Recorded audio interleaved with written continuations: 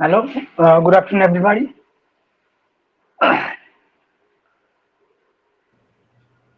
Yes, good afternoon. Good afternoon.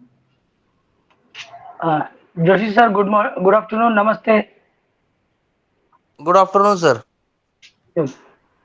So we'll wait for 2 minutes, sir. Let others, Yeah, other definitely. students join. Yeah, we'll wait for 2 minutes and then we'll start the session. Okay.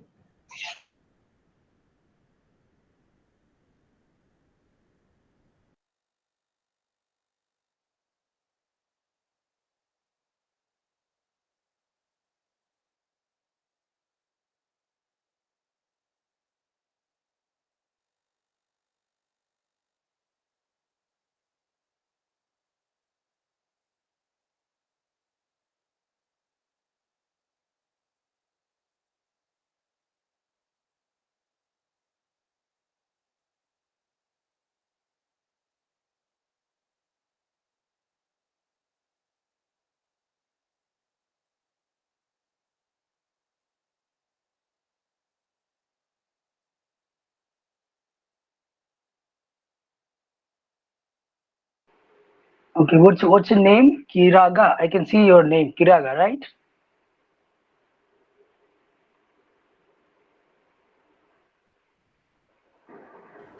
Hello. Yes, yes. Am I right? Your name is Kiraga. Am I spelling, saying right? Yes, Kiraga. my name is my name is Yeah. Chiragarigan Kayongo. What's your name? Sorry. My name is Chiragarigan Kayongo. Okay. Where are you from? Which country you're from? I have sent it in the message. I come from Uganda. Uganda. All Uh, right. Yeah, yeah, I got your message. I'm from Uganda. Daga. thank you. Yeah, yeah.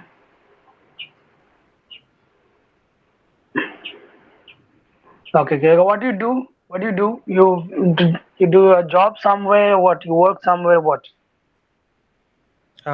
Yes, yes.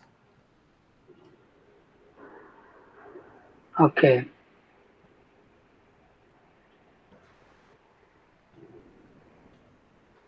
Yeah. Yes, Mukhtar. Mukhtar, we met yesterday, right?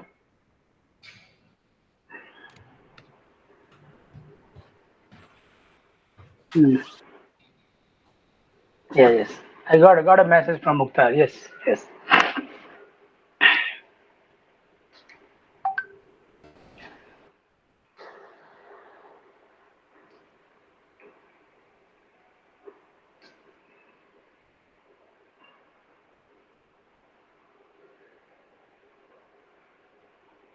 Yeah.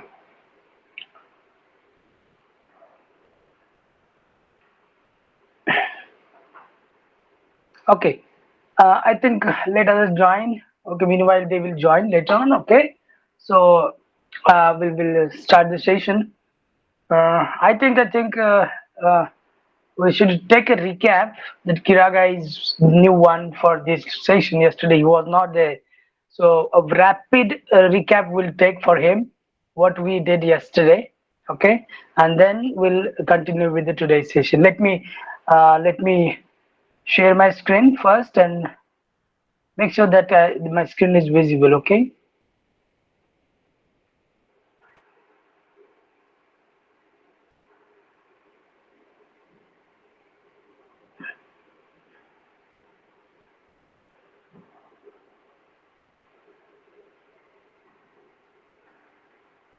Mhm.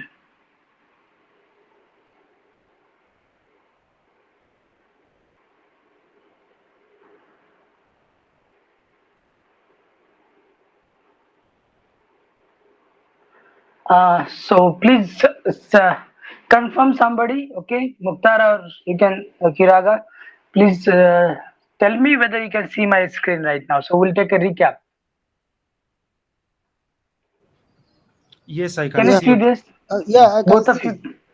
Yeah, well, Yeah, good, good, great. yeah. All right. We'll take rapid, okay, rapid recap. Kiraga, you are not there, so I'm taking it again within with 5-10 minutes. Okay, we'll take a overview of yesterday's lecture, what we did yesterday, and then we'll today continue with this today's session. Okay. So let's begin the recap. This is like what we did last time, yesterday's in the last session. What is translation? I have given few definitions of translation. Okay.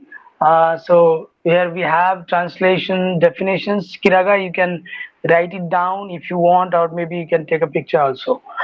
The process of Okay. translation. Hello. Yes. Yes. Asking, is it possible you also have, for example, uh, this slide, this PowerPoint presentation, and also Okay.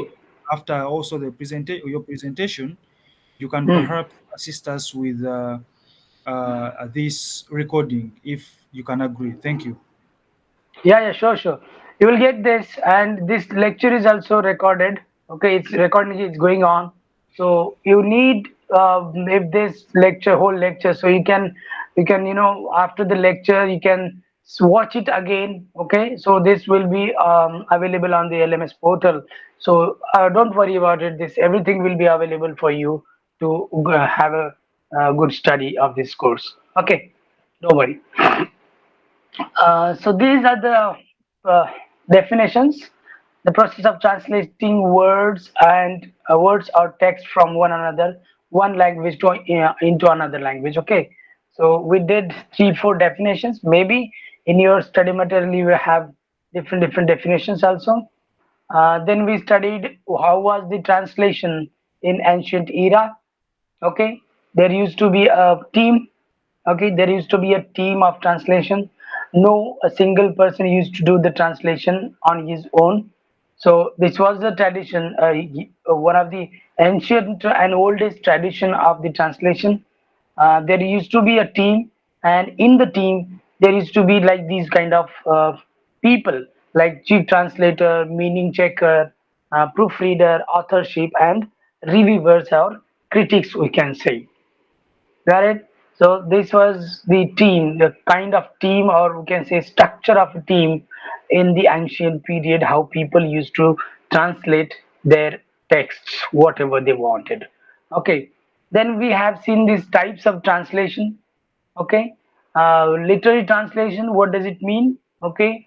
Translating of a literary work, novel, play, poem, or any other fiction or anything, like you are translating from one language, from one language to another language. Okay. Then we have seen this technical and scientific translation as well. Okay, technical and scientific translation, the words of like some of the technical subjects. Okay, and some scientific subjects where we need to use some of the technical words and scientific words. Like I have given the example of science subjects like physics and chemistry, mathematics. Okay, again I have given the example of some of the mobile technological companies yesterday. Okay, so how we translate technical in the technical language or scientific language, right? Then machine and computer translation, I have given the example of Google translation. Okay, whatever you want you can translate it from computer, okay, from the Google. So it is a machine and computer translation, we can say. After this we have done with the objectives of translation or importance of translation.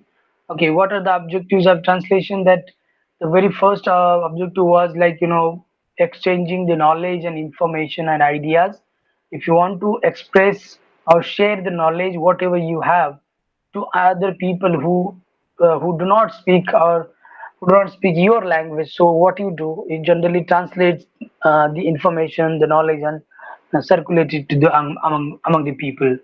Okay, so this is the very first objective of the translation. And then better communication. If you need to conduct a better communication within the with the different culture people, so we need a translation there as well. So this is also a kind of one of the objectives of translation.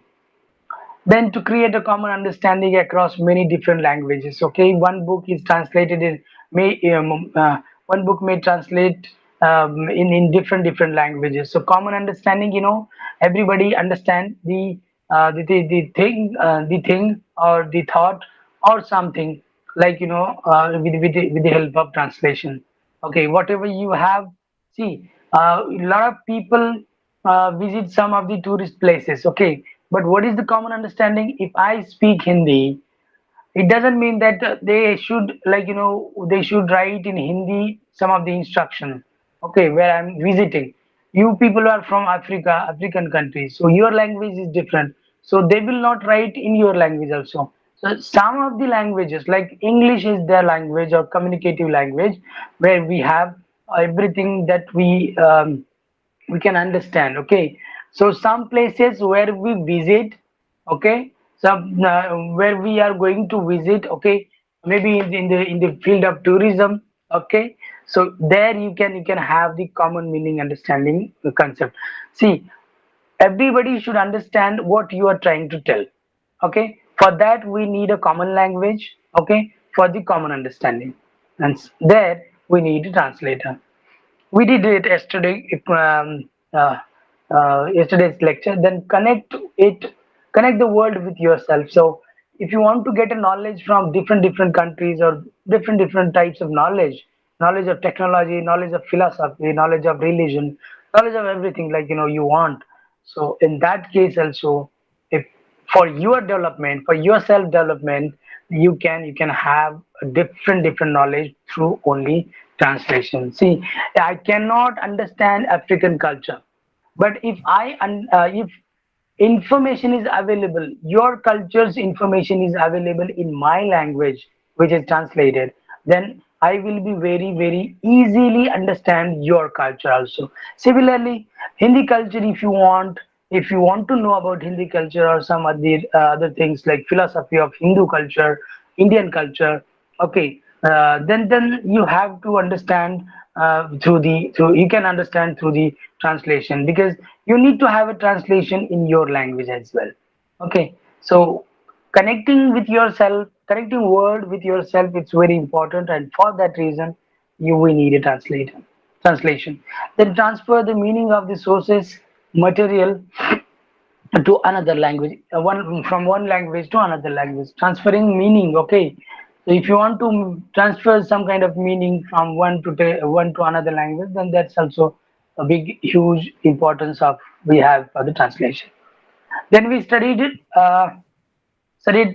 this dimensions of translation. Dimensions of translation, like how this translation has the scope of, where we can find the translation. Translation is everywhere. Okay, in every field, each field translation we can find it out. Okay, see, for example, I have given this translation and religion. Of course, all the holy books of all the countries, all the religions, all the societies have been translated. Okay, for example, translation of all religious books like Rig Veda, Bible, Buddha, like Islamic countries, Quran Sharif. Okay, all the holy books have been translated. Nothing is left behind. Then translation and philosophical literature. Right from the ancient period, number of philosophers we have seen. Okay, Bruno, Galileo, Charles Darwin, number of Thomas Edison, number of people, philosophical, scientists, all the people, they have written their scientific thing or philosophical thoughts in their language. But later on, after many years, it has been translated in several languages, and it has been reached to the all the people in the world. Then translation and scientific development. Again, I have given you the example of COVID-19 vaccination. So how it was, like,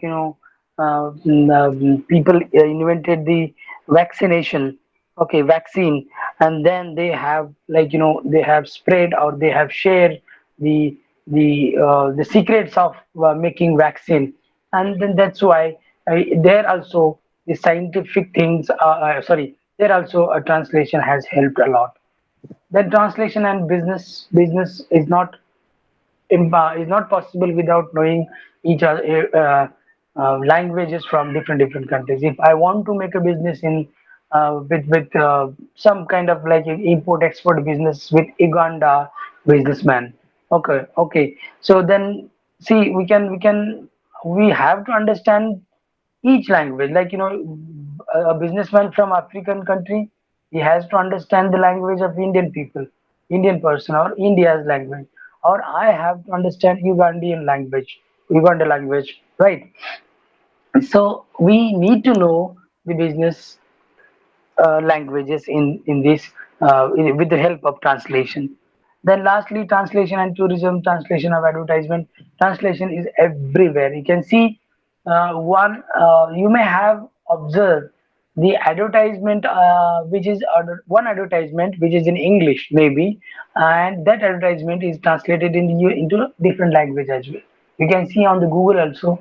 Maybe you may have seen this on your television at your home, because a lot of same advertisement have been translated in different language to promote the business and promote the product, we can say.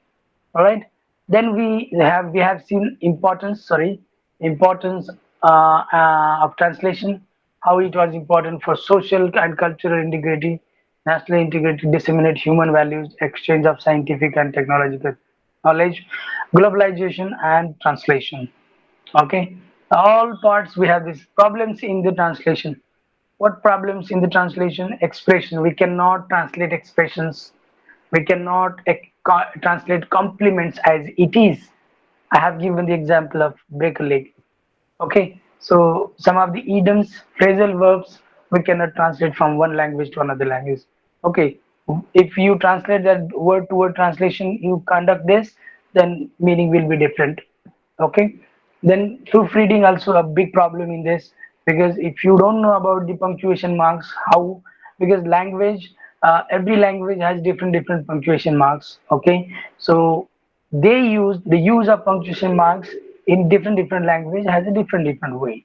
Okay, so also problems in the translation. Then how the translation has begun. Okay, what was the tradition? Basically from the 16th and it was started in from the third or fourth century, but we have a lot of philosophers and theories from 16th of century. Eternal Dolet, pioneer of translation, we can say. 17th century Charles II, 18th century Alexander Pope. These all people translated their work. Then we have seen Western schools of translation. Okay, now there are a lot of schools, and I have given the example of one school, that is Prague School of Translation. Okay, and what was their point? Their point was that vocabulary, grammar, and style of language was very important in the translation. Okay, then they have said that this Prague school said that there are three types of translation. Number one, intralingual. What is it? Intralingual, translating in the same language. Okay, like for example, explain this picture. It's an English sentence, right? But I can use the same sentence without changing a meaning. See this. Describe this picture and explain this picture. See this. Meaning is different, but translating is taking place if in the same language.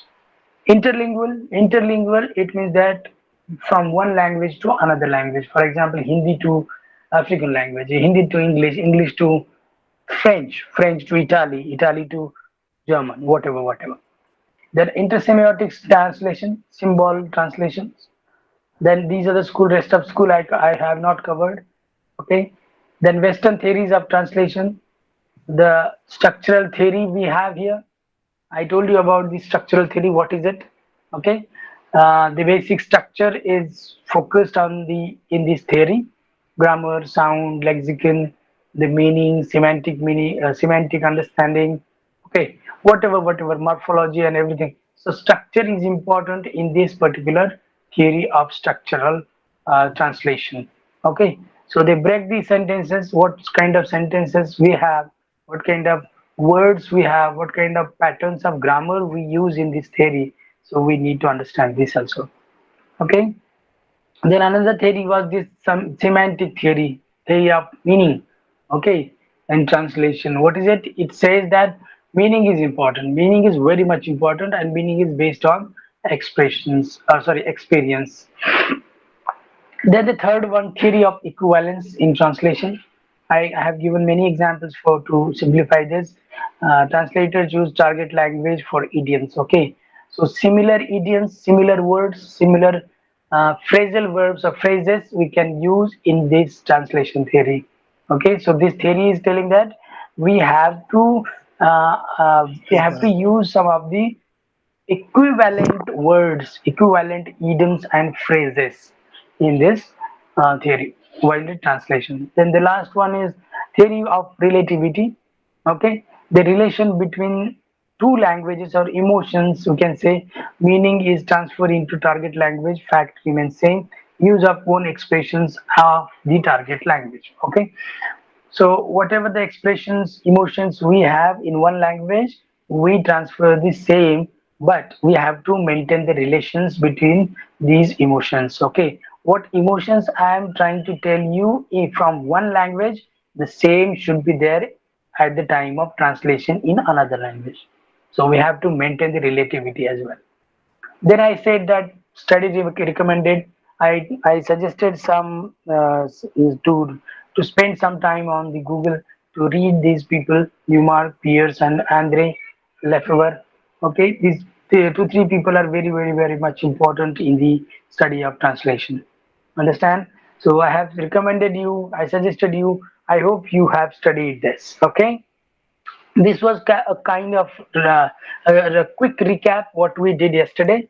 Let's start with today's session.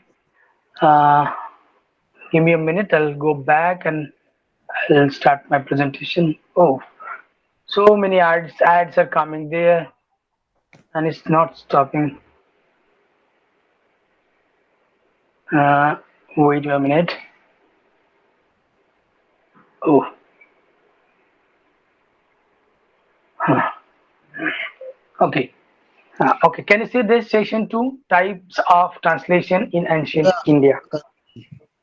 Okay, so whatever we did with this first Yes. session, this is the second one we have here. Okay, all right, types of translation in ancient India. Let me see how many of you are there. Okay, Koniba is there. Okay. uh, Professor, Sorry. hello. Try to a little bit enlarge your screen, please, so that we can vividly see. Thank Sorry, you. didn't get, what is it you are saying? I'm saying try to perhaps make your screen bigger so that we can see clearly, because we can see yes, but it is very small. I'm Very stretching small. now. You can do it manually. You can do it manually with your hands on the screen. I did same. Let me do this.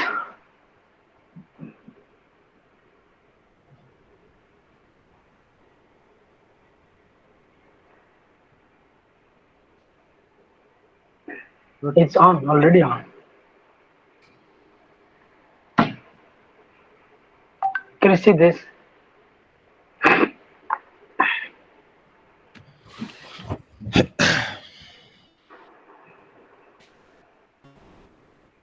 Okay, you can zoom it if it is not possible in your if you are not able to see.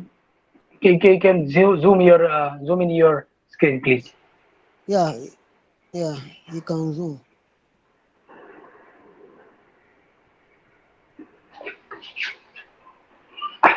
Okay. Uh, all right. Okay. Types of translation in ancient India. Okay. Okay. So basically, it doesn't mean that I'm teaching about India. Okay.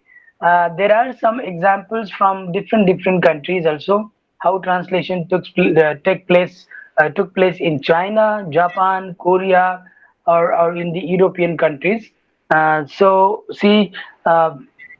That also we are going to cover. Okay, one by one. So we have this first session and second session is only about the first unit. Okay, first unit. So that's why first paper we can say.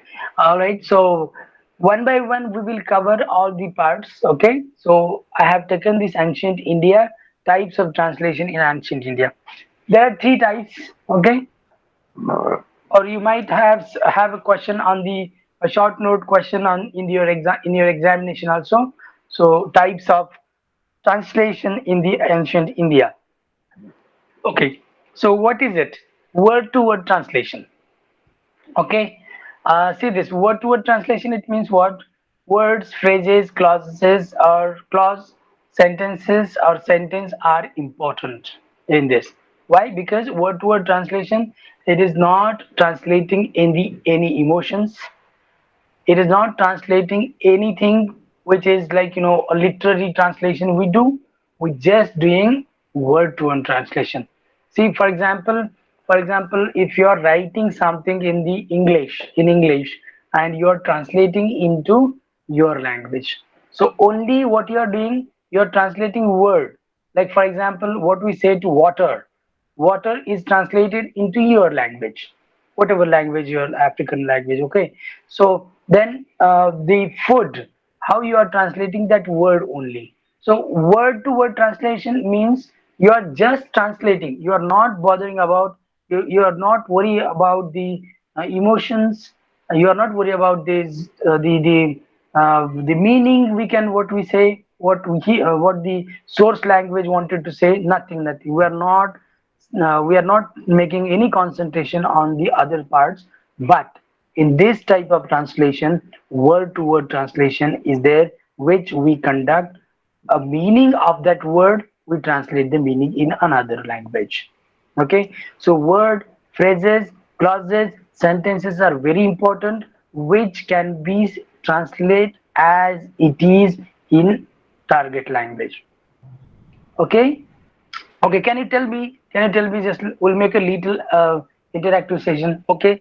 Can you translate one sentence in your language? Is it okay if I ask you the sentence, one sentence? Yes. Okay. Is it okay if I ask you? Let's see how you do the word to word translation. Okay. Uh, Anybody can tell this answer. Okay. I need a glass of water. Can I write it? No, no, just tell me, tell me. I cannot see your writing here. So please tell me how is the sentence in your language. I need a glass of water. Njagala amazzi ga kunywa. Slowly, please.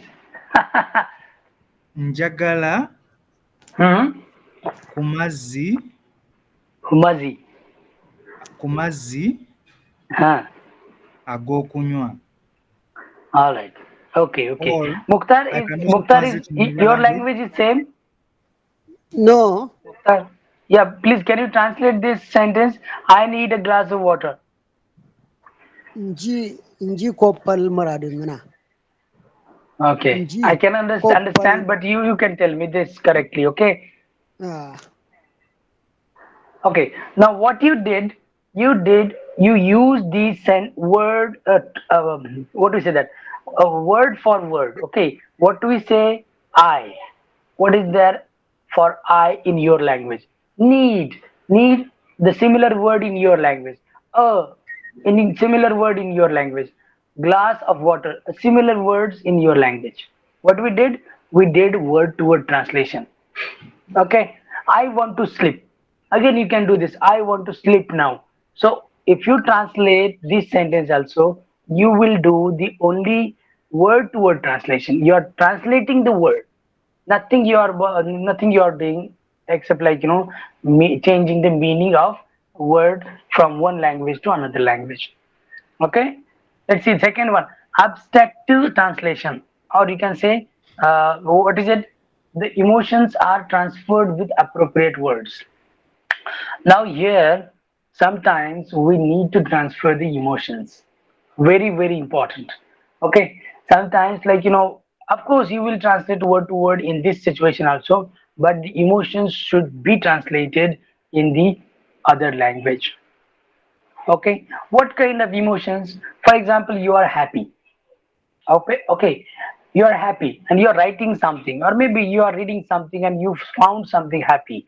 Okay, so that happiness should be there in target language with the same intensity.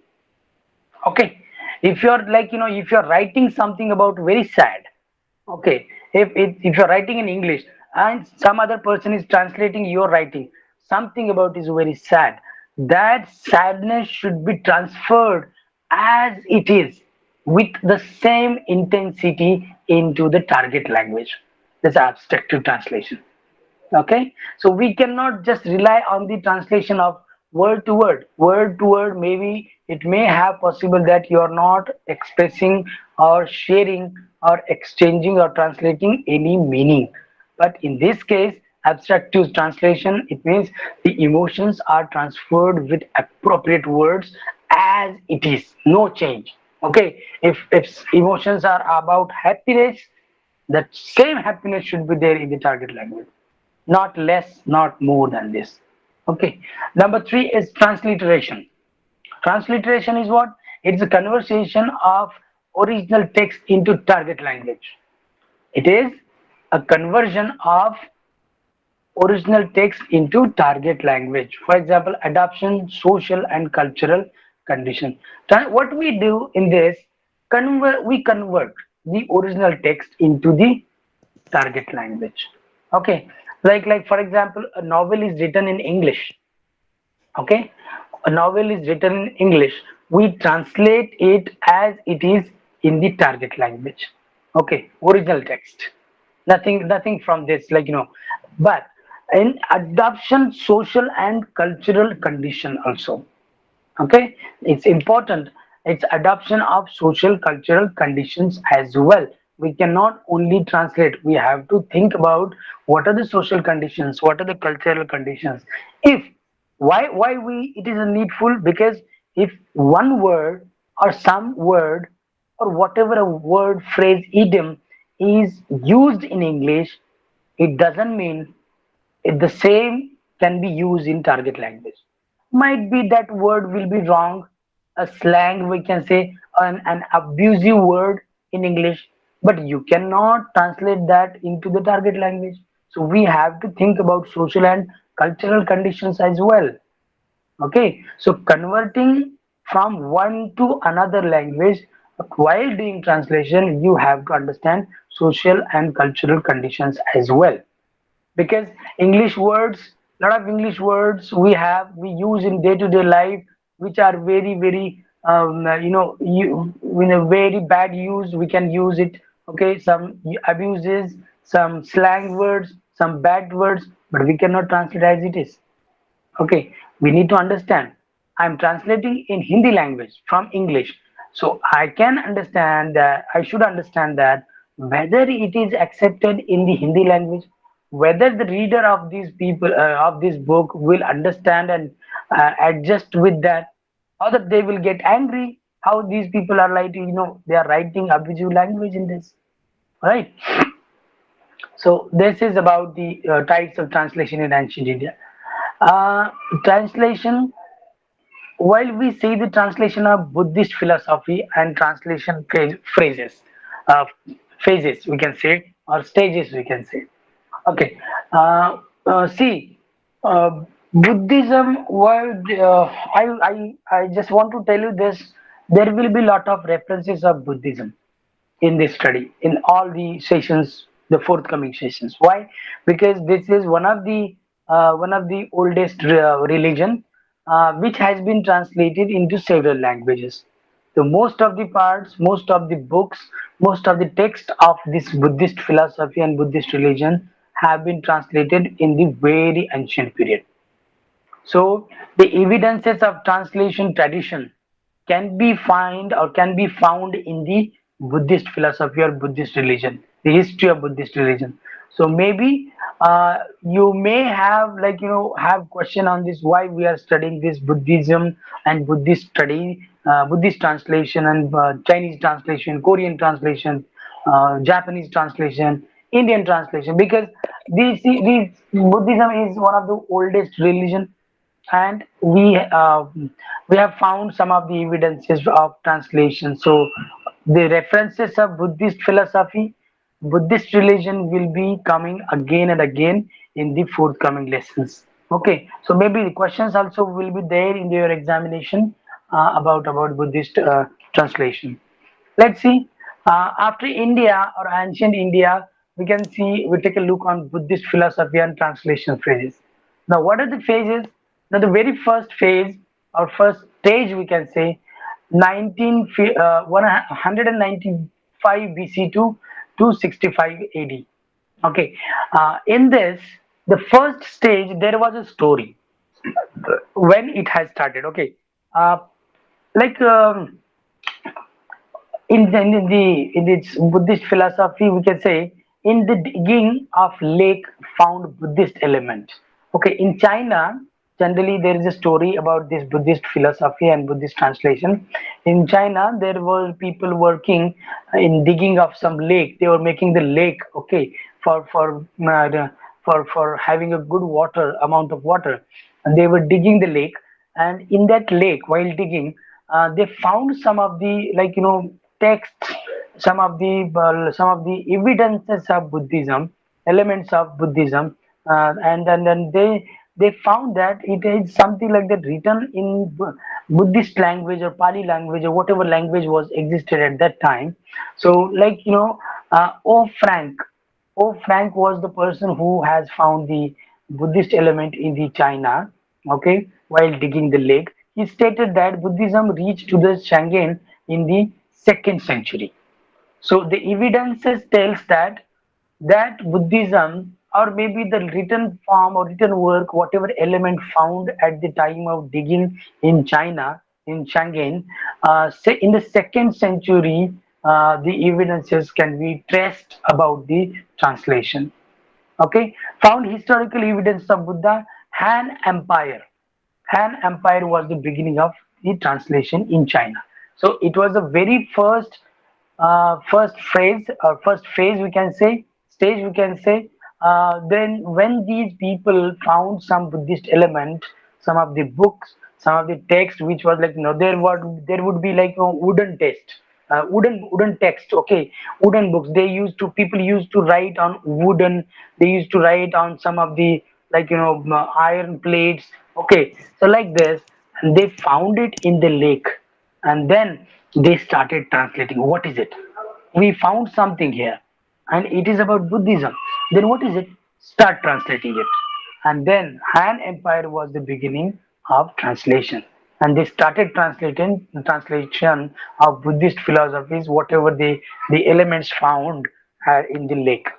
So it was the first phase.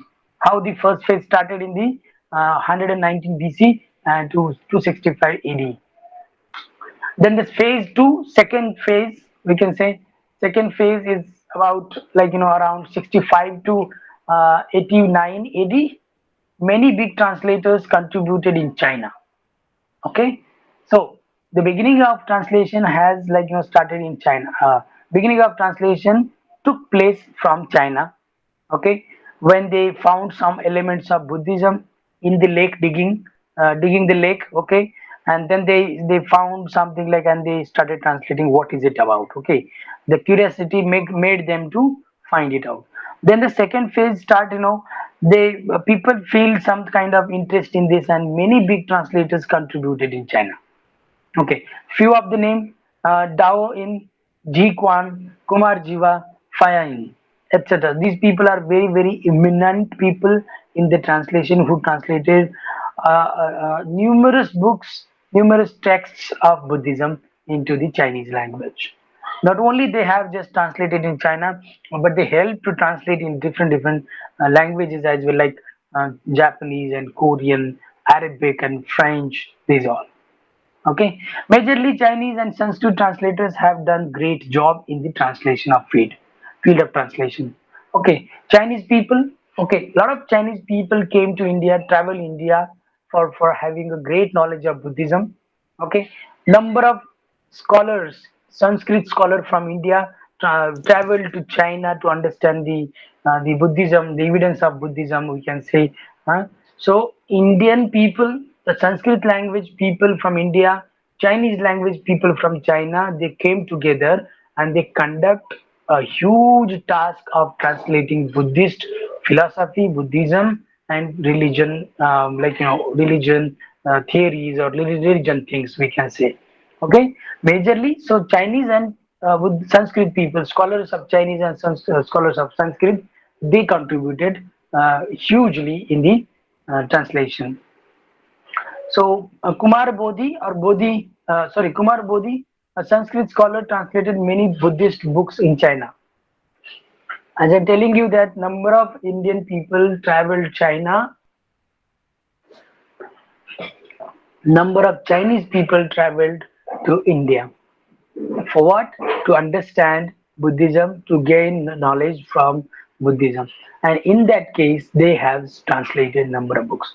So Kumar Bodhi also was one of the Sanskrit scholar who, he was a monk, and then he traveled to China, and then after going China, he translated number of books, number of Indian books, Sanskrit books about Buddhist philosophy, translated into the Chinese languages, Chinese language. The third phase, 589 to 1100 AD, the third phase.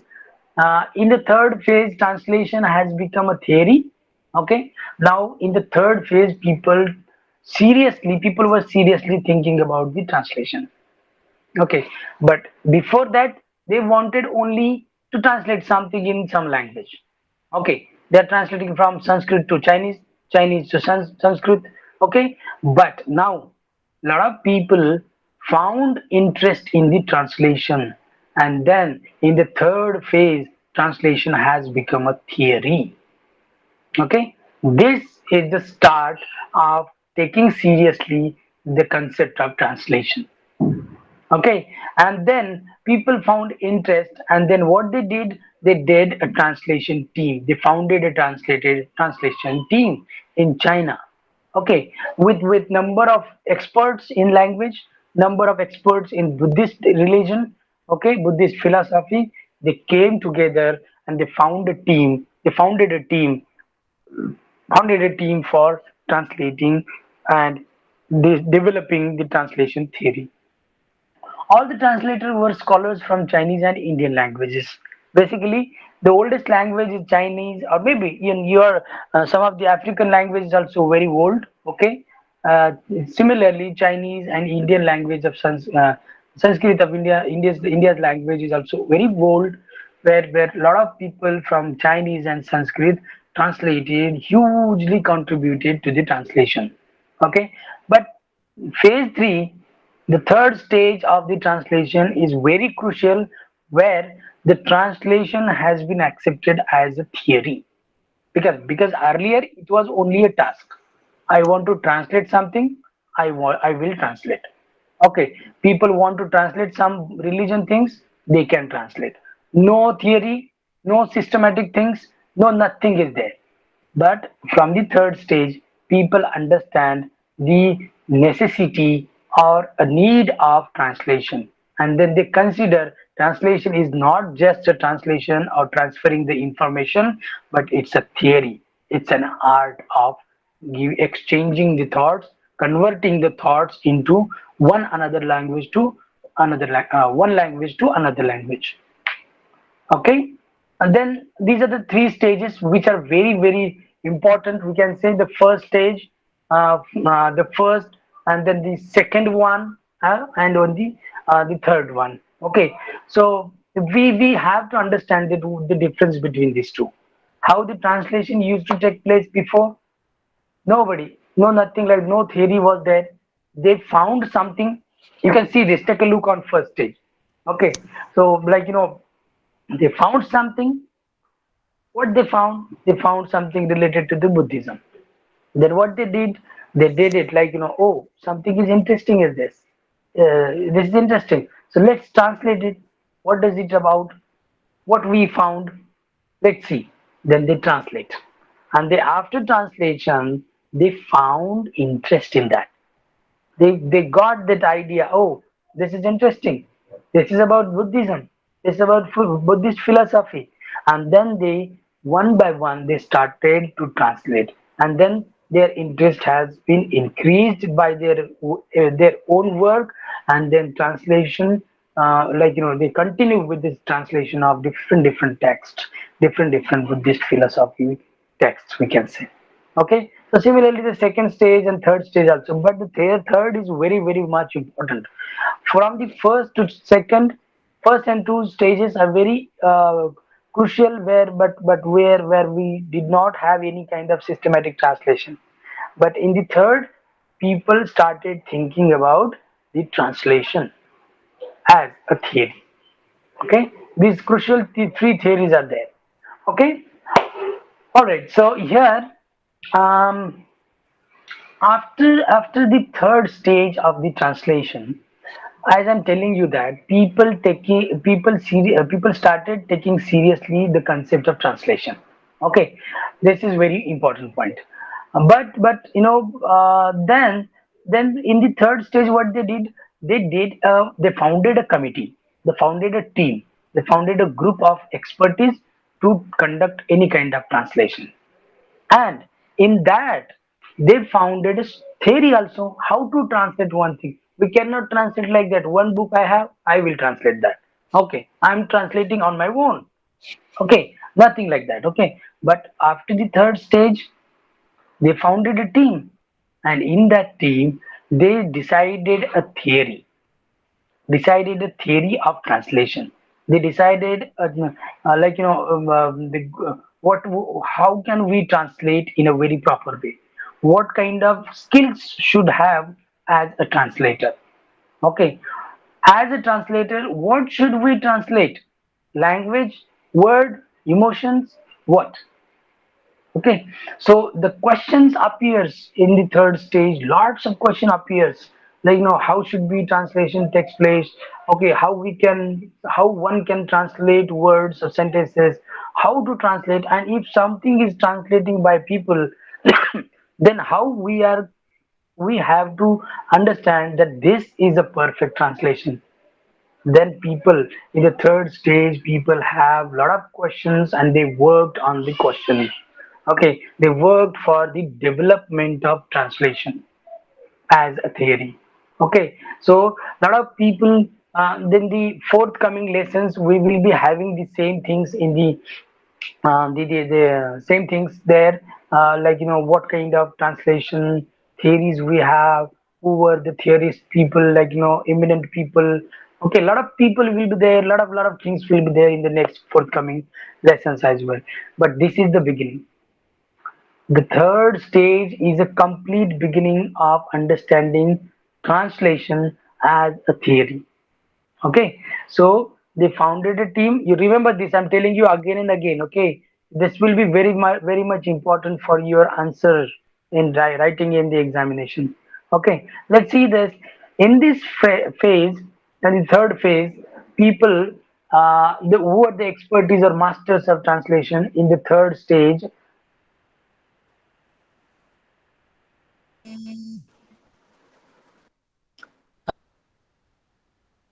I hope I'm connected. I got a call.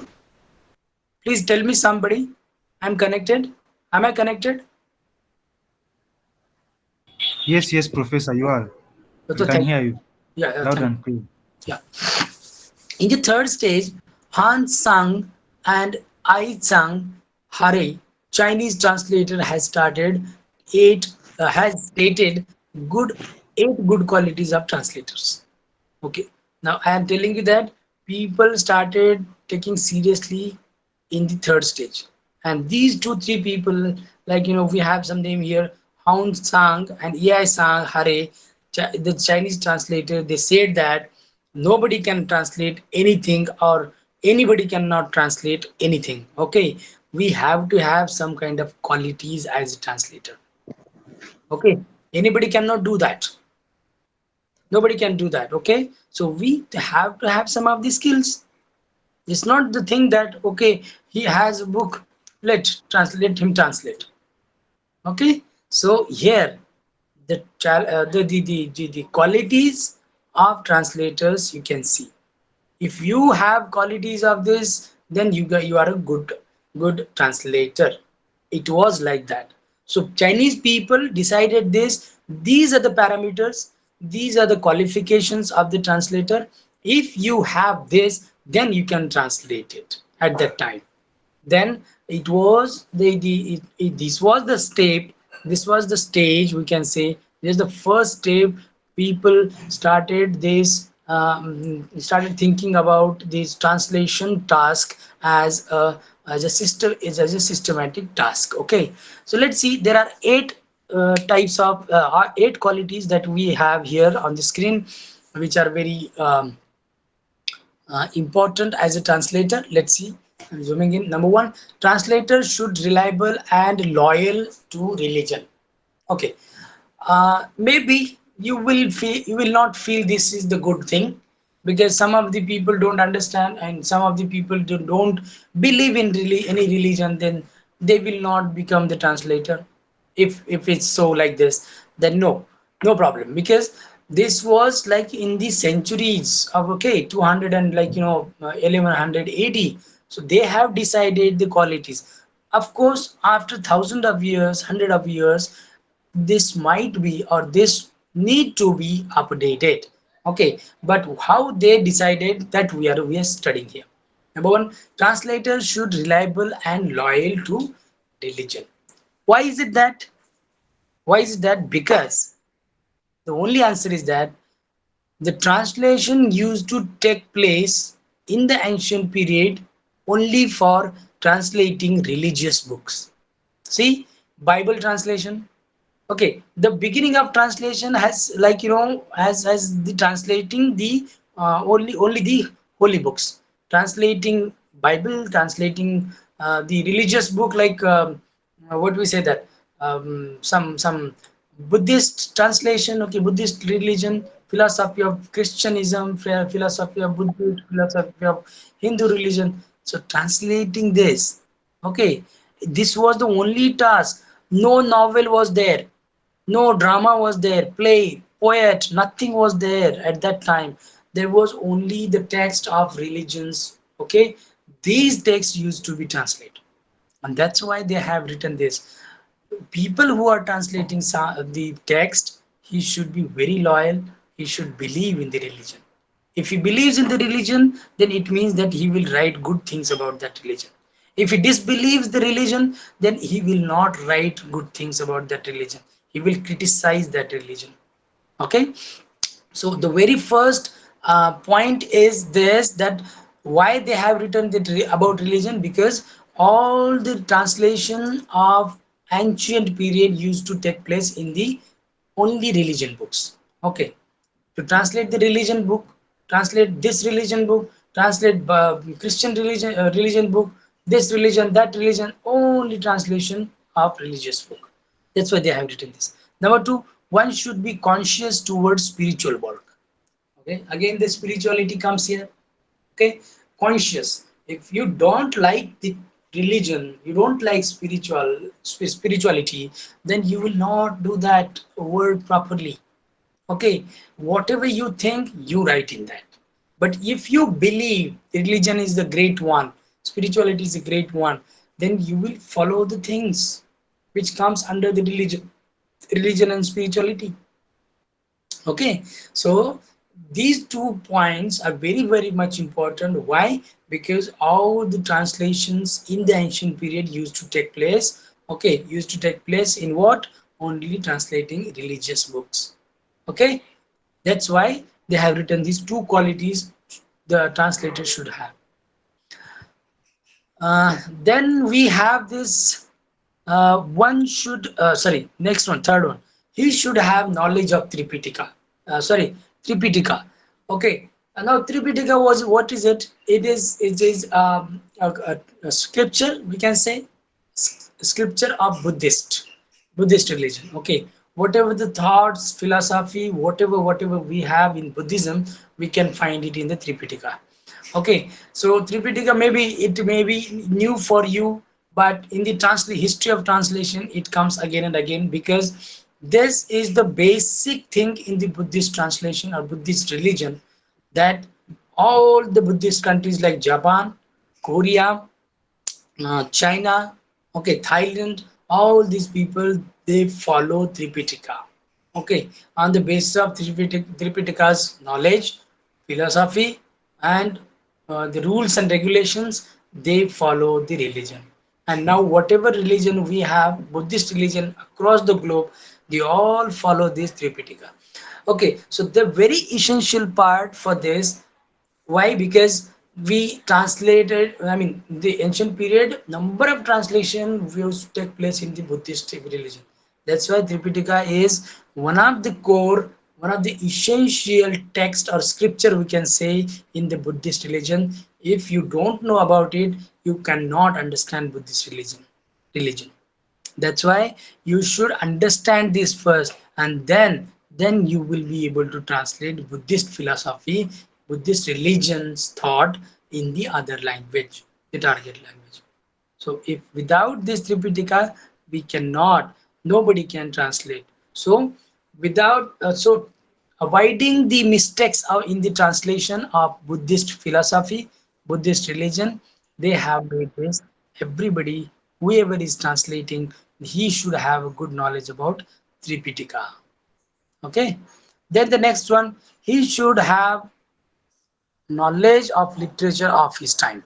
Now, he should have a knowledge of literature of his time. Okay, what kind of literature is taking place? Okay, any literature, some folk tales, okay, folk songs, okay, folklores, okay, everything which is coming in that, okay, whatever the literature. Because why the point, this point is there? Because if you are not good reader, you cannot be a good writer. Okay, you cannot be a good writer. That's why a person who translates in the in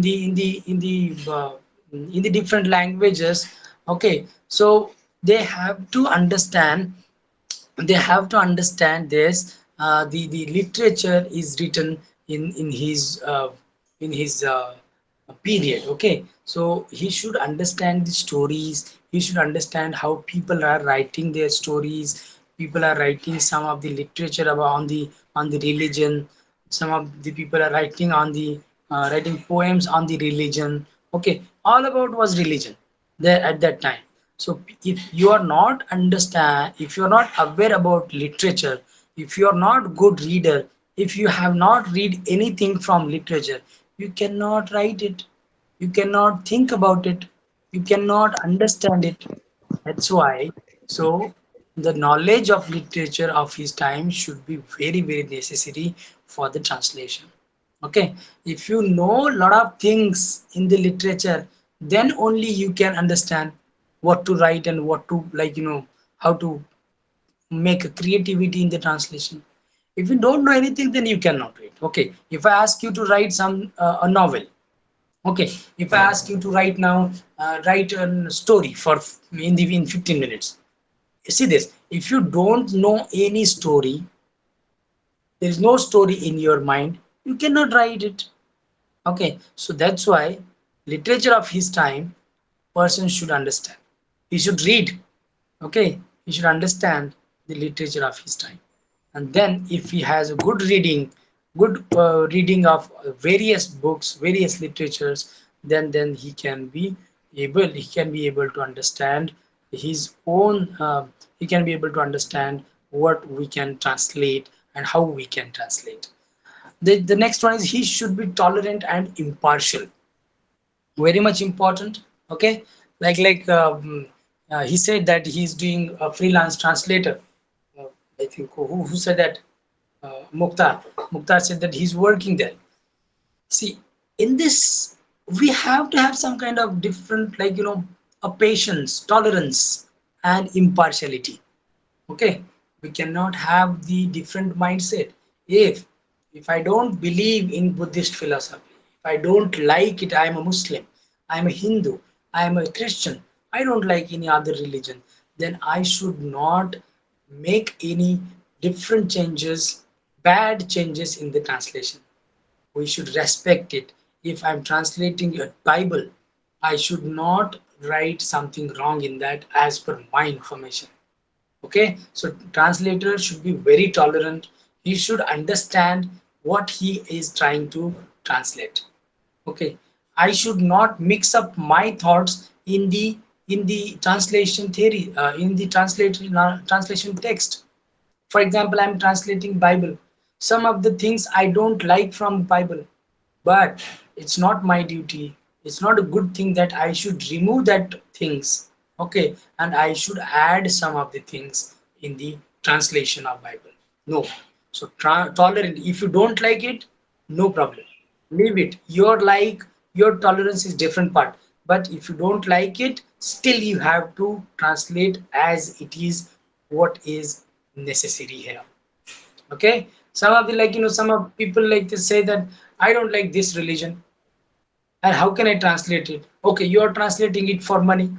Okay, taking money, so let's see, I will translate it. I'm translating some of the part, but some of the parts or some of the lessons I don't like, so I will translate it in my way. I will write only my things. I will not translate as it is. So tolerance is very important. So you have to understand, you should not go in a wrong way. You have to be very tolerant. Then impartial. Okay, impartial. If you are writing a biography of, or translating biography of some people, okay, so in that case, if you are translating biography, if you know that person, you see that biography is written like, very good manner. Okay, and you see that the person is not good. Okay, his story is good, the written story is good, but you know that person, he, you know very from very closely, this person is not very good, but still you have a impartial attitude in the translation. You cannot like, okay, I know this person, this is not the true story of him. Okay, I will not translate it, I will write my own. I will translate half, and I will write the reality. No, you don't have a right to do that. As a translator, you have to be very impartial. Whatever you are translating, translation should be taken place as per the rules and regulation.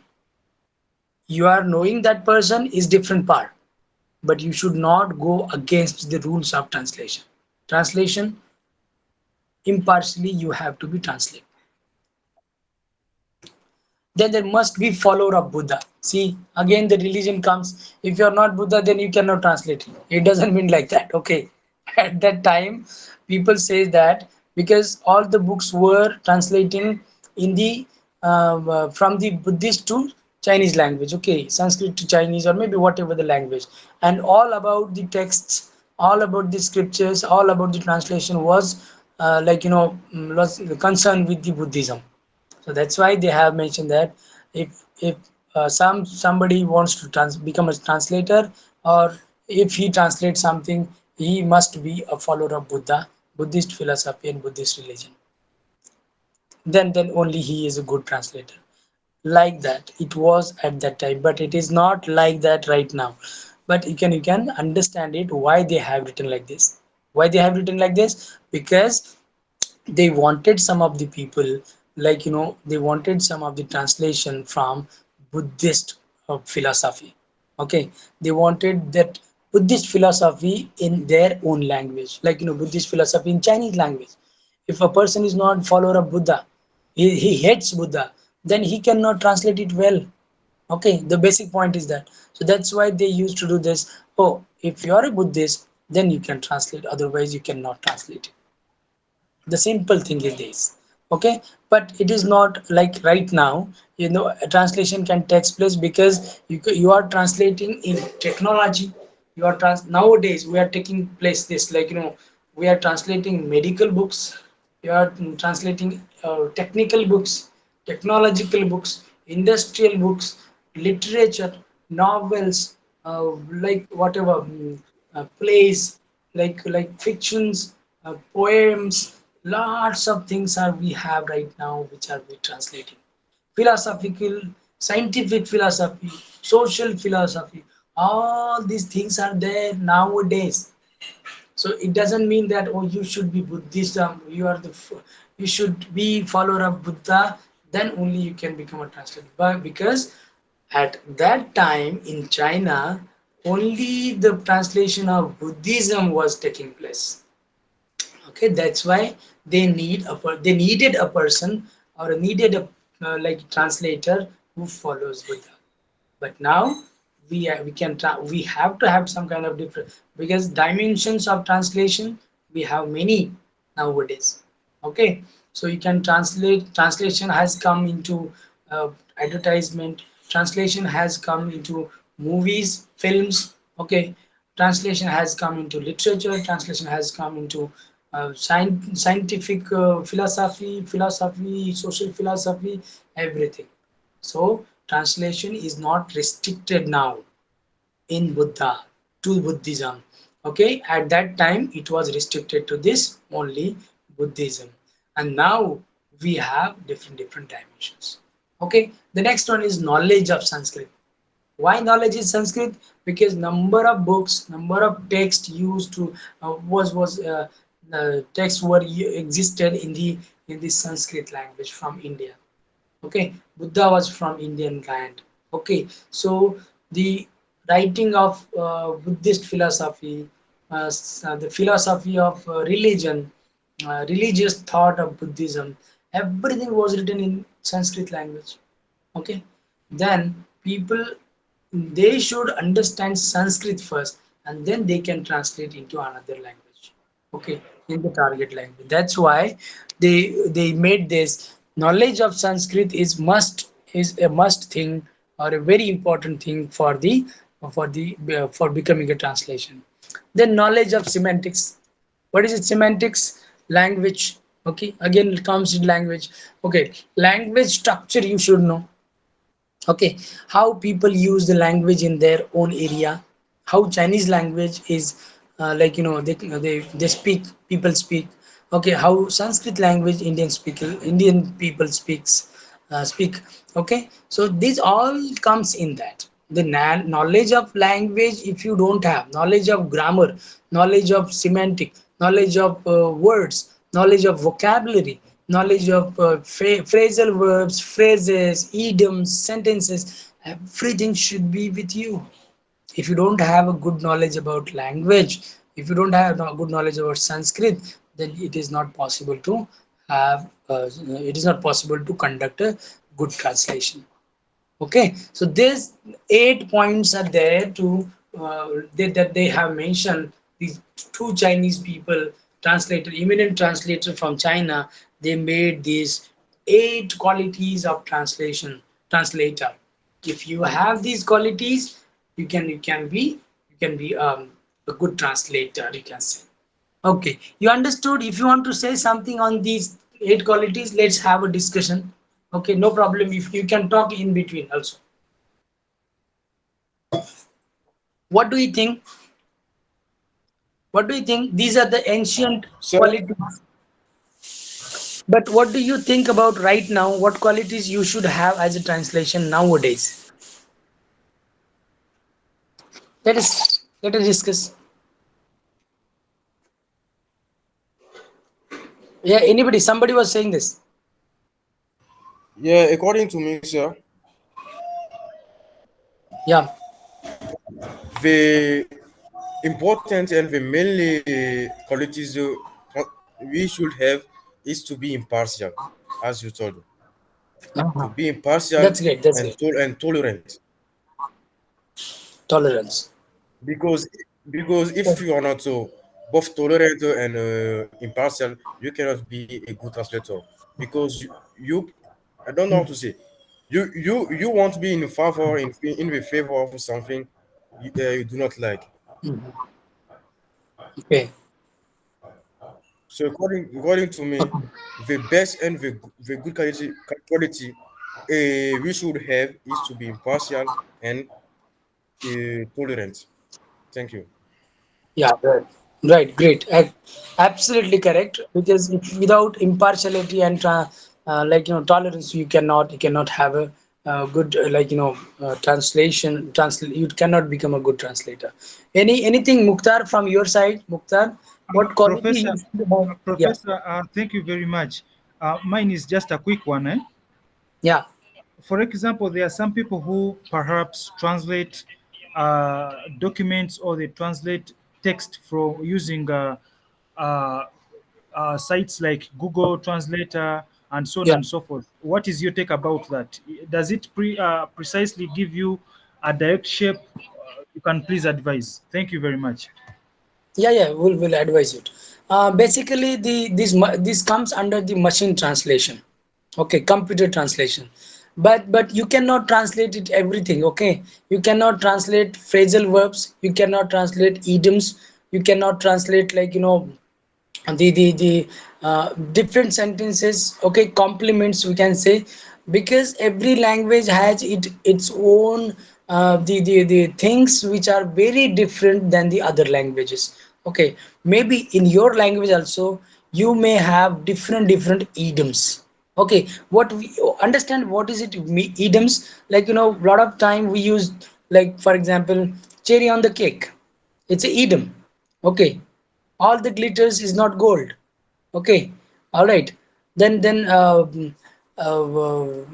barking dogs never bite, okay. These are the idioms, these phrasal verbs, the sentences we can say, we don't have in other language the same one.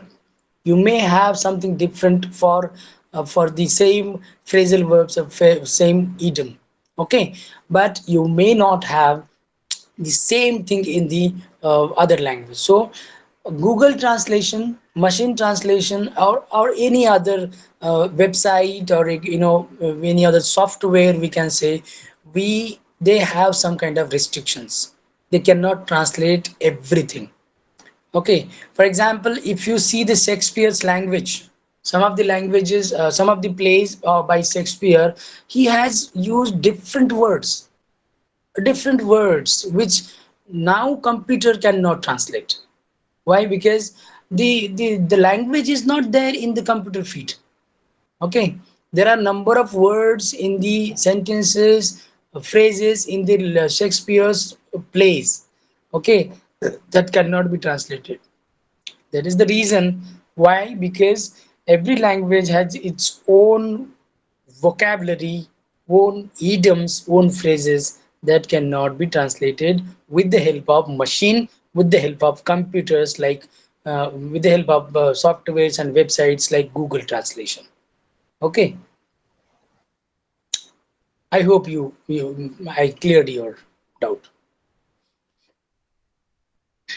All right. Anybody, what kind of Sir? skills we should have? Yeah. Yeah, something about machine translation. Sorry. Yeah. Yeah, I think machine translation is gonna make. Excuse me. Yeah. I'm hearing you. I say that machine translation is gonna making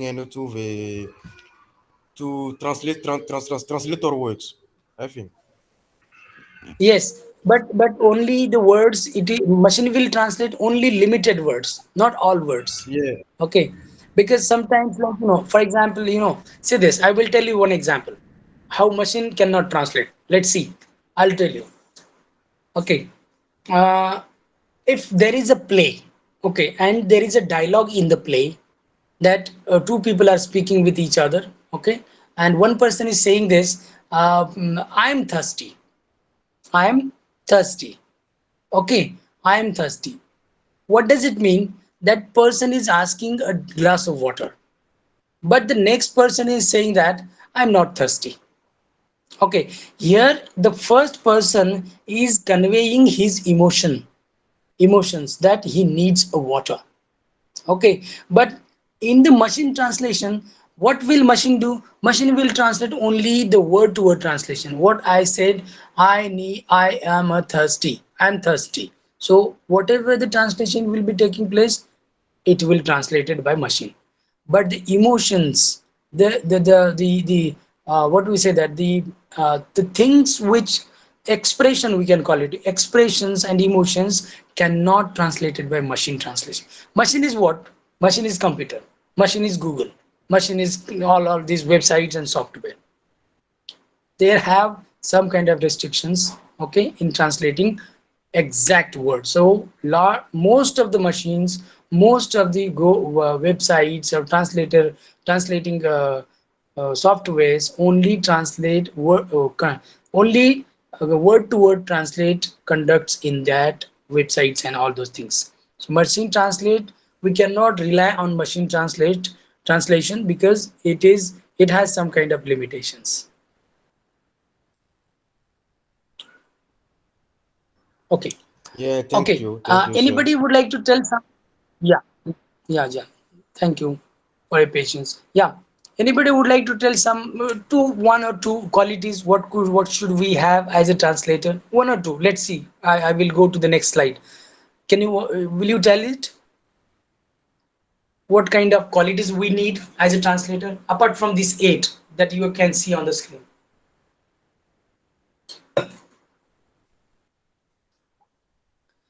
Can you tell any two qualities that translator should have? No?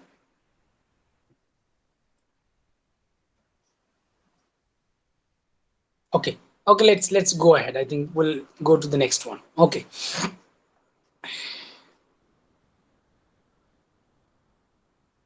Okay. Modern or major modern Indian translators and their theories. Okay, what they said about translation. Okay.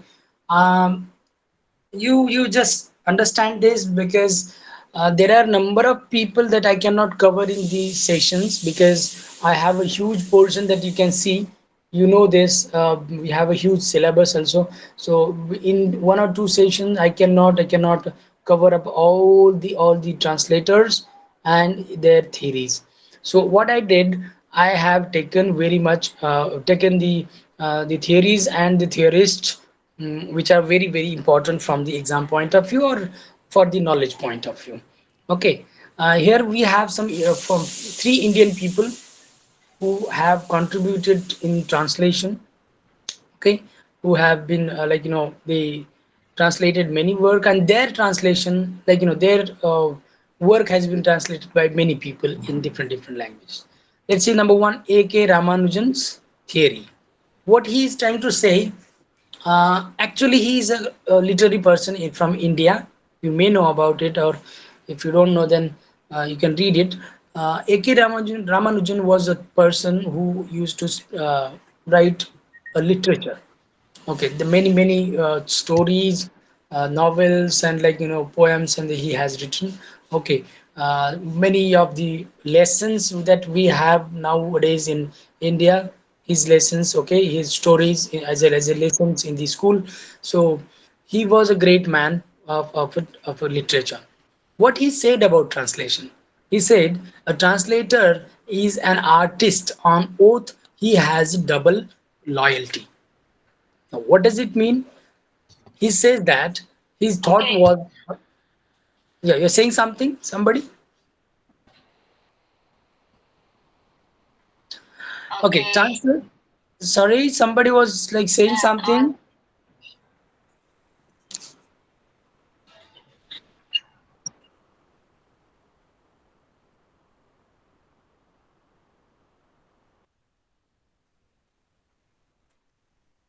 Okay, Ramanujan is saying that a translator is an artist. Now, how is an artist? And he has oath. He has double loyalty. Now, what double loyalty? Let's see. As I told you that a translator should be very tolerant and impartial. Okay, double loyalty.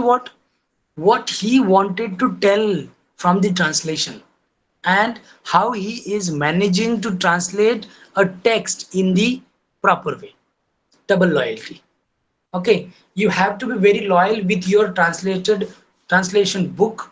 Okay, and you have to be very loyal with the audience that who are going to read, your translation book. Okay, double loyalty is this. You cannot do that. Okay, I'm the popular translator in the world, I'm the popular translation in my country, I should write my thoughts in others translation. No, you cannot do that. Okay, because you have a double loyalty. You should be loyal to that author, that he has given you the book to translate, and you should be loyal to the audience who are going to read your translated book. Okay, if you have that skill, this is an art. You have to maintain the basic book, the source story, you can say, and you have to translate it as it is in the target language. It's a skill. It's not that, like, I'm translating something with machine, with computer, and giving to the people. No. Then they will say that what they will say, why he should be loyal, because if I have a good book. I received one very popular and good book which is in English from English writer, and I want to translate into any language like Hindi. Okay, and what I'm doing it, I'm a very popular translator. I know this. What is it about? I read the novel. Okay, I read the story, and I'm translating in my language on my own. I'm making some changes. Okay, I'm making some changes and I'm giving it to, like, on my own, the like story. I'm mixing many things in the story, and when it goes to the reader will feel that he is a good writer in English, but how can he write like this? But he hasn't written like that, but translator has made some changes in that. That's why it will go to authors. The blame will go to authors. Okay, that's why translator should understand the importance of the text and importance of the audience. So double loyalty is that A.K. Ramanujan's thought. Then the number two, Sujit Mukherjee's theory proposes translation as a new writing and discovery. Okay, like this. So in this particular line, what we say, he is saying that it is a discovery. It's a new writing. Of course, it's a new writing. I'm translating. I'm a Hindi. I'm a Hindi writer. Okay, I'm writing in Hindi, and but the whoever is translating, he is creating something new work in different language, so we can consider it as a new writing. People can consider it is a discovery of new topic. Okay, why new topic? My topic is restricted to only Hindi language. Hindi language people can read, but with the help of translation, like in English translation, I am sending my idea to thousands of people who can read English, who can understand English. That's why he is saying that translation is a new writing. Translation is a new discovery. It's a discovery. All right. That's why he's telling that. So how it is important, because I am telling to the world. See, for example, take the example of anything like Galileo. Galileo has written some of the ideas, some philosophy about the universe. Okay, now he has written in a different language at that time, in a dialect. Okay, otherwise you can take example of Bruno. Bruno was from philosopher, was a philosopher from Italy. He has written his all philosophical thoughts in Italian language. Okay, but how it is, it was restricted. Only Italian people could understand and could read that his philosophy. But after many years, people translated his work in different languages. Okay, so now I can read Bruno's information about cosmology in Hindi as well. You may also, if you find in your language also, Bruno's philosophical thoughts will be there in your language as well. Why? Because this is the discovery. Why? Because you are telling your idea not only to your language, only your language people, but also to the world people across the globe. You are telling this across the people, whoever these in the global, you are telling to them. That's why it's a discovery. Then what Gayatri Spivak's theory, what she says, she's saying that translation is most intimate act of reading. Most intimate act of reading. How is it possible? Because I'm a translator. I'm a translator. I'm reading one novel. I want to translate that. I'm reading one story. I want to translate it. Intimate what? Intimate, it means that you go in deep in that and understand why this guy has written this novel, why this author has written this story. Okay, intimate understanding. intimate reading. So not only you just translate the words and sentences like whatever you they have written, a person has written. No, you will go into the deep understanding of that story. For example, Shakespeare. I'm translating Shakespeare's a play like name is Hamlet. I'm translating it. Okay, so I have to understand it first. While reading that the play Hamlet, I will understand the mindset of Shakespeare. What Shakespeare was thinking at the time of writing this? Why he has created the character Hamlet? Why he has put some kind of tragedies and comedies together in the in the play? All things we intimately, deeply, very intensively understand the thought, the story of that writer, of that author. That's why he's saying that translation is an act of reading, intimate reading. Okay, understand this point, because whoever is translator, he has to understand. Like, if you are translating something, you can take any example. You translate something, get a short story of 2 pages or 3 pages. You read it and you translate it. What you have to do, you will understand, you try to understand each word, each sentence from that story. Why this story is there, sorry, why this sentence is there, why this story is there, why this character is there. Everything will be like this. So translator's job is to understand the intimate things about that reading part, about that text. Okay, so if you're not understanding it properly, you will not translate as it is the meaning what we have in the source language to the target language. You will not do that. Definitely you will not do that. Okay, so translation is most important or most immediate intimate act of reading. That's why she is telling you that. Okay, of course, the last example from of this thought is like, you can take any kind of example, whoever, or you can meet and you can talk. If you have any translator near to you, talk to them. What you do, ask them what you do generally if while before starting this translation. They will tell you that the same thing. I understand the text first, why it has written, what is the story, what is the cultural impact, social impact, and what is the importance of the story.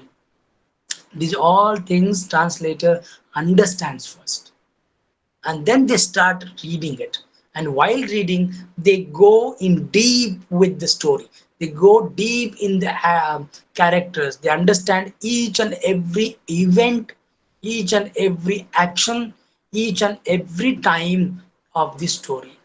And then they start this task of translation. Got it? Understand? Let's see. The last part of today's session is this Western translators. Now these were the Indians, three of them. Okay. Then we have these Westerns. Okay. Of course, we also have from Korean, Chinese, and some French and some Arabic also. But let's see. We'll go one by one. Western translators and their views.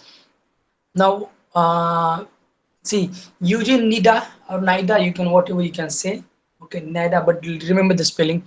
Eugene Nida, he was the first person, like, who critically translate the theories, critically spoke about this the theory of translations. Okay, and his views was completely different than the others. Like, see this. Eugene Nida saying this: to make text look like original, changes may occur. To make text look like original, changes may occur.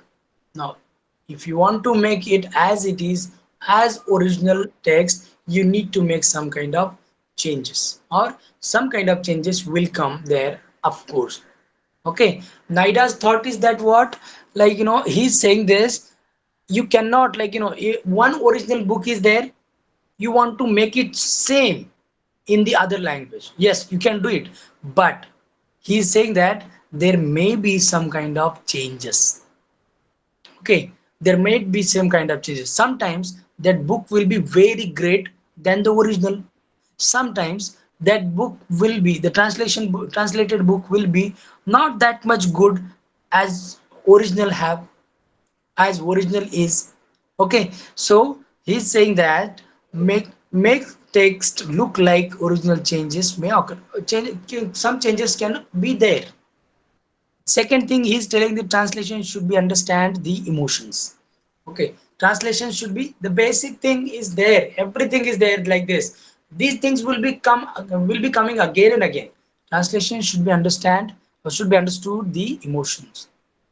Now we have to understand the emotions of the story. Okay, but as I told you as I told you just now, we have to understand the background of that story, and for that background you will understand the emotions. Okay, one emotion, like somebody is telling the sad story of his life. Okay, so the emotions should be transferred as it is, at least in some cases. Okay, at least some part. If you are not giving the 100% intensity, then at least 90%. So emotion should be transferred. Then translation should achieve the significance of text.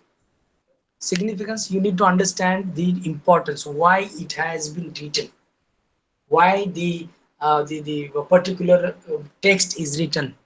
Okay, so we need to understand and the significance of the particular text. Okay, and then if we do these things, then the only translation takes place in a perfect way. Okay, so Eugene Nera's these 2 3 points are very important. He says that some changes may occur. Okay, and we as a translator we have to understand the emotions of the text. Okay, and of course we need to understand the significance, the importance of the text while the translating. Okay, then the second one is Catford. Catford is also a a person who greatly contributed in the field of translation, in the theories of translation. What he's saying, translation establishes the comparative studies. Okay, translation establishes the comparative studies. It studies structural linguistics. Two things he's mentioning here. Sometimes we conduct a comparative study with the help of translation. Okay, the literature what we have in England, English literature. Okay, so we can study that literature in with the help of translation, and that study you can comparatively understand. Okay, how that literature is different, how our literature is different, our country's literature is different. Okay, so we comparatively we study this with the help of translation. Then it studies structural linguistics. Okay, again, structure. What is structure? When we say structural linguistics, it means that the study of vocabulary, study of words, study of sentences, study of language style, and study of this all elements of the phonology and everything.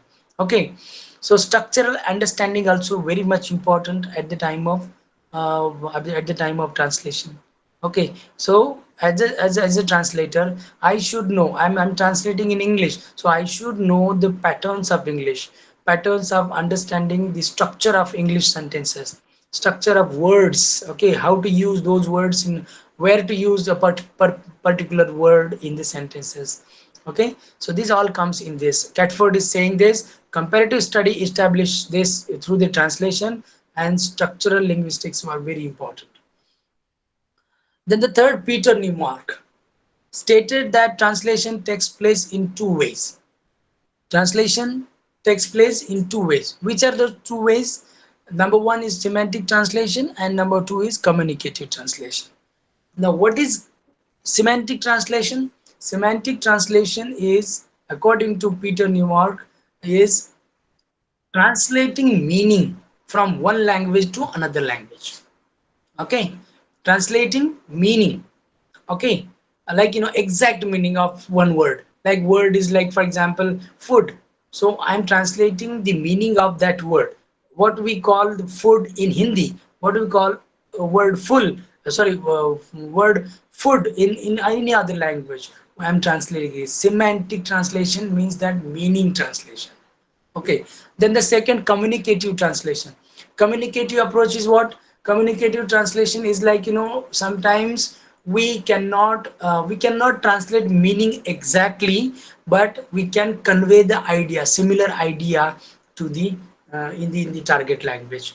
Okay, so but there is a difference between this semantic only translation of language, sorry, only translation of meanings. But in the communicative translation, sometimes you need to convey the message in the similar way without using same meaning. Okay, without using same meaning. Many of time we speak like, without saying the same things, but we say the same thing with a different use of words, with the different sentences.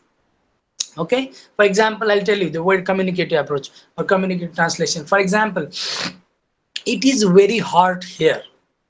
It is very hot here. What does it mean? That person is also trying to say it's the temperature is too much. Okay, the temperature is too much. See, the meaning of both the sentences is same.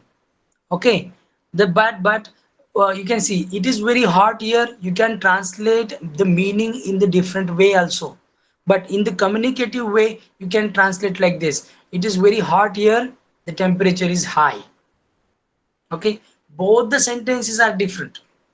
Okay, but the meaning equally same. Okay, in the communicative translation, the meaning is conveying in the similar way. Understand? I hope this will be enough for today, because we have a lot of theories and theorist people, and which are very very difficult to understand too much. If I give you the bunch of information, the bunch of theories and everything, so it will be difficult for you. Okay, so I think we'll stop here for today, and we will be having a question answers. If we have, then we'll come back to the question answer sessions here. Yeah, anybody wants to ask something, you can ask.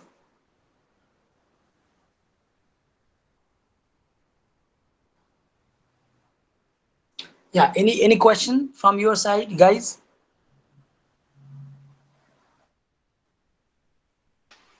Yes, Mukhtar? Professor. Pardon? Yeah, Kiraga? Yes, Professor. Yeah, Thank you very much, Professor, and may God help you very much. And this has been a wonderful presentation. I've got a lot of insight in what you have been thank you. taking through, and so on and so forth. I have taken some notes, and I will be happy, Professor, for example, if we have a group where we can perhaps meet and maybe pose some questions all together, meet once in a while, discuss. When we have a question, we can always forward it to you so that we can have an interactive engagement. Thank you very much. I'm also looking forward to seeing the presentation. Thank you very much, and may God bless you.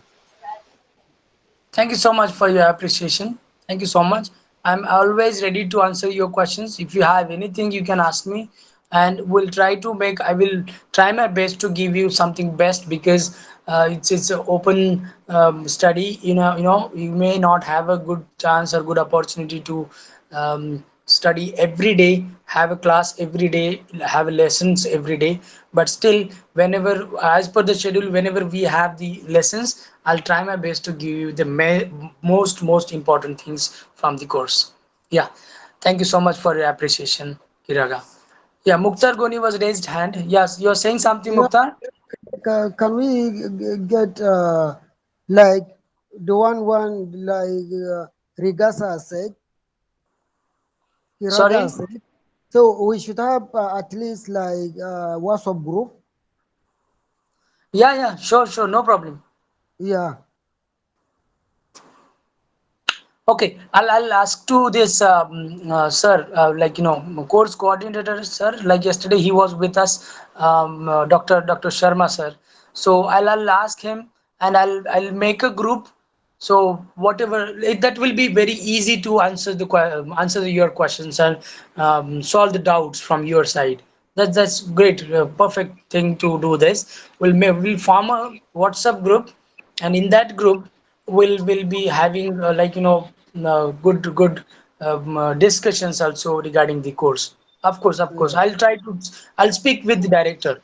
Okay, okay. Thank you. Professor, is it okay if we can share our numbers here, our WhatsApp numbers, so that you can create the group?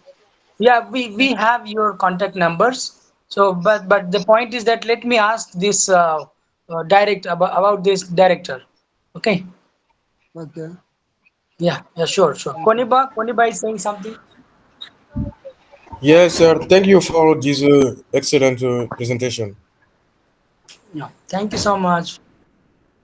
Yeah, I want you to explain deeply about the impartiality and the tolerance of a translator, please. Partiality. Yeah, and the tolerance of a translator. Okay. Tolerant and partiality. Okay. Mm-hmm. What is that exactly? See, something is like, you don't understand, you don't like it, you hate it. Okay. And that comes to you to do translation. Okay. For example, any example you can take, like, something you don't like. For example, you don't like about India. Okay, and one Indian novel come to Indian author come to you, and he's saying that please translate this my novel into your African language, whatever language you have. Okay, but you don't like Indian people or Indian novel or whatever Indian authors. Okay, and you want to do that. Why? Because you will get money, whatever the and like, it's your job to translate.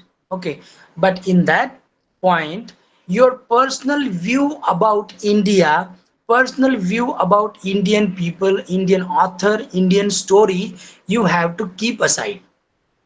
Don't think about it. You don't like it, you hate it.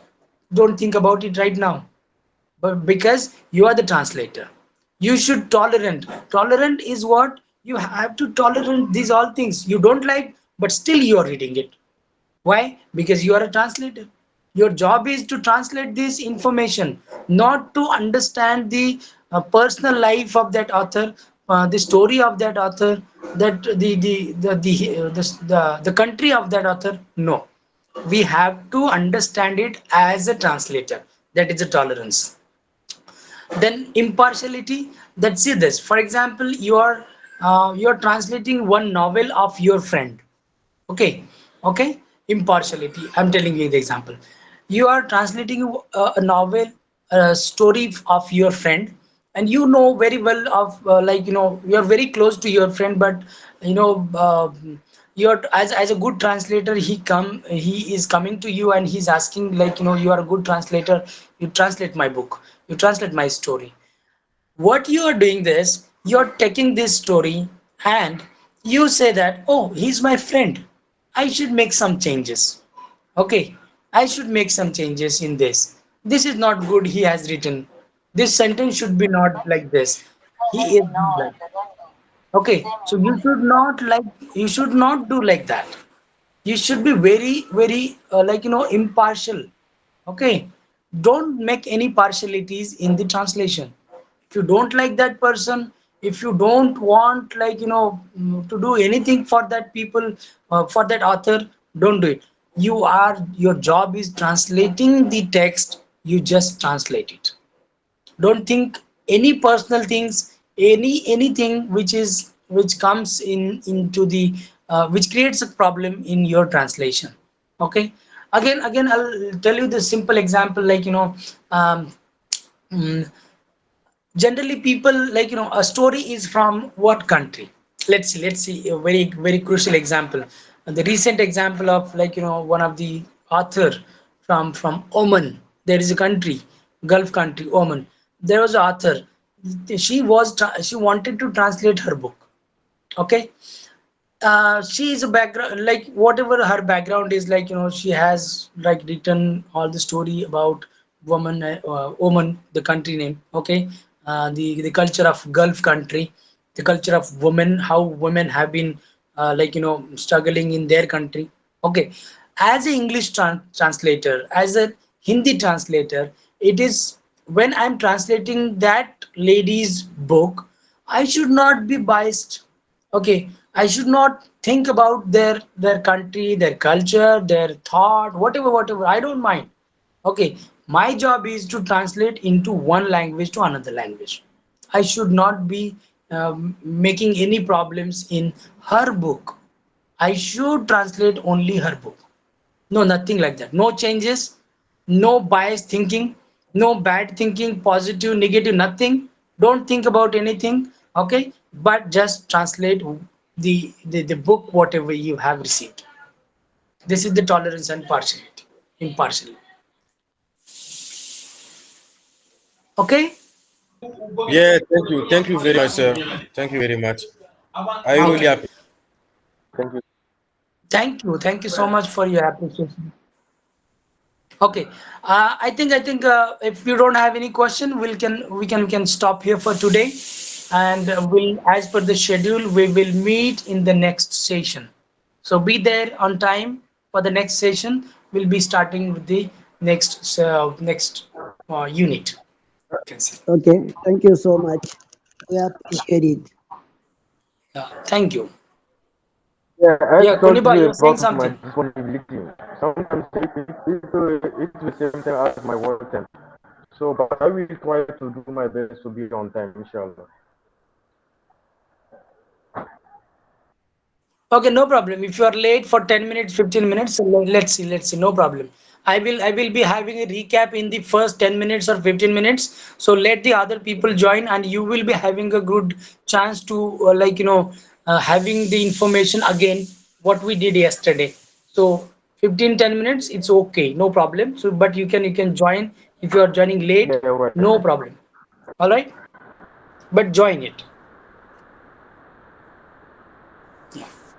Okay, we'll stop here. I'll stop the meeting here. Okay, I'll stop the session. See you in the next session as per the schedule. Thank you so much for your Okay, patience. thank you so much. Thank you. We appreciate it.